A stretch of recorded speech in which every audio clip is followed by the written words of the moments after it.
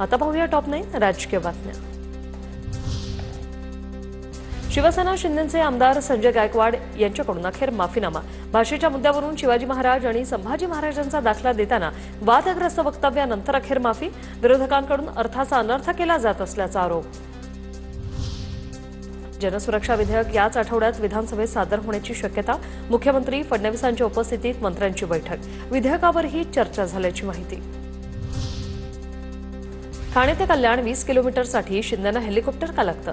मनसेच्या राजू पाटलांचा सवाल। रस्ते मार्गे या, मग पलावा पुलाची स्थिती बघता येईल, राजू पाटलांचा शिंदेना टोला।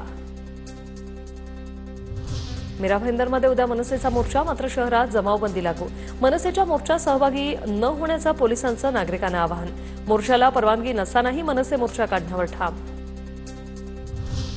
बच्चू कडूंची आजपासून पापडमधून 7-12 कोरा यात्रा। 14 जुलैला चिलगवाणमध्ये जाहीर सभा घेऊन यात्रेची सांगता होणार। शेतकऱ्यांच्या कर्जमुक्तीचा हा लढा, बच्चू कडूंची प्रतिक्रिया। लाडकी बहीण योजनेबाबत विरोधकांकडून अपप्रचार केला जातोय। महिलांची दिशाभूल करण्याचा विरोधकांचा प्रयत्न।